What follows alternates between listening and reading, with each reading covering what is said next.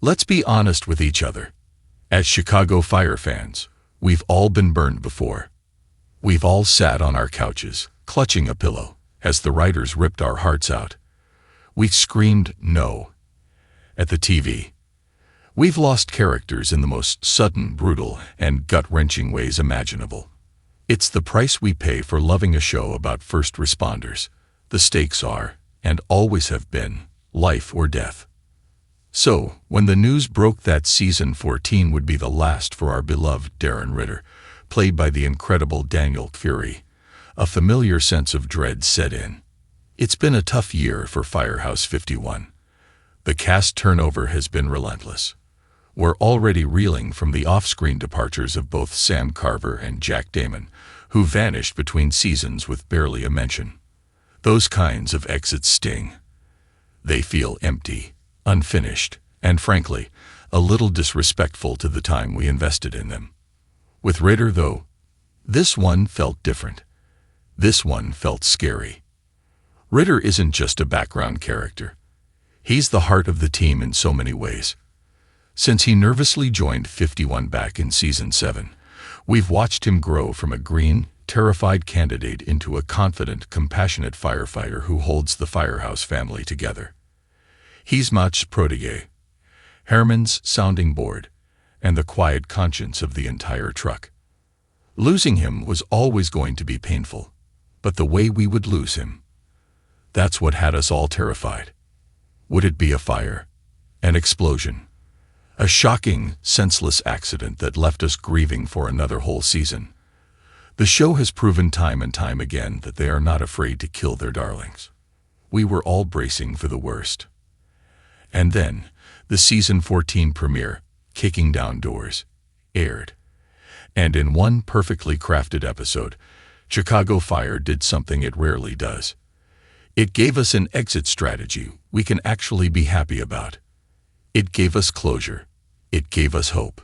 And most importantly, it ensured that Darren Ritter is not going to die. The call that changed everything. The episode starts with that familiar, nagging anxiety we've all felt. Ritter is worried. He can't get a hold of his ex-boyfriend, Dwayne Morris, who moved to New York City.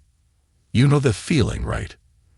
When the calls go straight to voicemail, the texts go unanswered, and that little pit of dread starts to form in your stomach. Even if someone is an ex when you truly cared for them, that protective instinct never really goes away. Ritter is visibly on edge, trying to brush it off, but he can't. He finally does what any member of the 51 family would do. He asks for help. He asks Mach, his mentor and friend, to see if Trudy knows anything, to pull some police strings, and just make sure Dwayne is okay. This is where the episode could have taken a devastating turn. When Mach gets the news back from Trudy, our hearts stopped. Dwayne was shot while on duty. The way Mach has to deliver that news to Ritter is agonizing. You see the blood drain from Ritter's face. The world just stops. In that second. Ex-boyfriend doesn't matter. New York doesn't matter.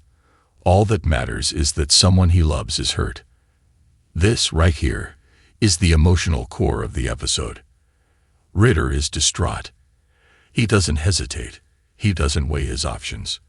He simply hops on the very next plane to New York. He has to be there. A bedside reunion and a glimmer of hope. We've all seen enough TV dramas to know that a shot in the line of duty plot can go one of two ways. We spent the next part of the episode holding our breath, praying right alongside Ritter. And then, we get the payoff. When we see them, Ritter is at Dwayne's hospital bedside. And Dwayne is awake. He survived. The wave of relief is overwhelming, not just for Ritter, but for us watching at home. You can see in Ritter's eyes, in the way he's just there for him, that the love between them never really faded. The distance was just a circumstance, but the connection was real. The premiere ends with Ritter still in New York, right where he needs to be, by Dwayne's side as he recovers. He'll be back to Chicago, of course. Daniel Kyri is confirmed for a few more episodes to wrap things up. But the writing is on the wall, and for once, it's not a tragedy. It's a love story. It seems crystal clear that the show is writing Ritter out by sending him to New York to be with Dwayne. He's not running from a ghost or being transferred out of punishment. He's running toward something. He's choosing a future. He's choosing love. Why, this is the perfect goodbye. Yes, it's still incredibly sad. Losing Ritter from the Firehouse 51 dynamic is going to leave a massive hole. There will be no more quiet wisdom, no more Tuesday tacos, no more of his grounding presence in the common room. It is, without a doubt, a huge loss for the show. But it could have been so much worse. Chicago Fire owed us this. They owed us an exit that didn't involve a funeral. They owed us a goodbye that celebrated the character, rather than just using him for a cheap, shocking twist. By giving Ritter a happy ending, the writers are honoring the 7 seasons of heart he brought to the show. They're giving us, the fans, a chance to say goodbye knowing he is safe, happy, and starting a beautiful new chapter of his life. He gets to rekindle a romance that we all knew had unfinished business. He gets his happily ever after. How often can we say that about a character leaving a show like this? So while we will miss Darren Ritter terribly, we can let him go without the trauma. We can watch his final episodes not with dread, but with a sense of bittersweet celebration. He's leaving 51, but he's getting the send-off he truly deserves. He's going to be okay. And after everything this show has put us through, that's the greatest relief of all.